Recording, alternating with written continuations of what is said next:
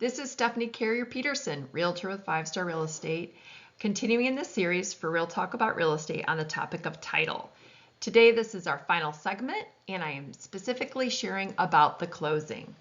Before I dive in, please continue to remember, I am not representing a title agency, and I am not an expert on title. Everything I share should be confirmed with the title agency you are using during your transaction. So the closing. It is an exciting time. Once closing is scheduled, you know that you are purchasing and or selling the real estate in the transaction. Be prepared for the potentially overwhelming amount of documentation at closing. It is up to you, the purchaser and or seller, to read the documentation. Some, not all of the documents will not be new to you. You will have seen them before the closing. You are responsible for knowing about the purchase and sale of the property. There will be many wet signatures needed, so be prepared to sign your name over and over. If you cannot attend the closing for some extenuating circumstance, you may have some documents signed by an agent, authorization, or power of attorney. If you're not familiar with what those are, the agent authorization letter states that the realtor or any broker from a specific brokerage has authorization to sign any or all documents necessary to effectuate the closing of the property disclosed in the authorization letter. This is a notarized document.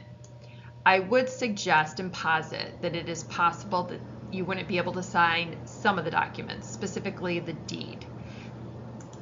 The power of attorney is a legal document that authorizes another person to act on behalf of the owner in a real estate transaction. The owner signs the power of attorney in front of a notary public. The power of attorney will appoint the agent or attorney in fact to sign the closing documents on behalf of the owner. The use of a power of attorney for closing a real estate transaction should be used when the owner cannot attend the settlement closing and not as a matter of convenience. Once you've signed all the documents, copies will be presented to you. The deed will be sent later after closing, once the title work is completed and everything is wrapped up and the records have been recorded with the municipalities. Congratulations on the sale of the purchase of your property. It's an exciting time for sure.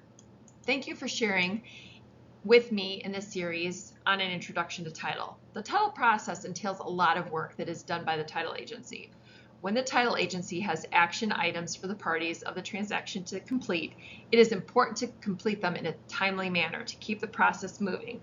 As a realtor, and part of my responsibility to clients, I stay in close contact with the lenders and title agencies involved in transactions to keep the process timely. Remember though, realtors are real estate salespersons, not title experts or title professionals. When you have questions regarding title, have your realtor bring those questions to the title agency. Again, thank you for sticking with me in the series.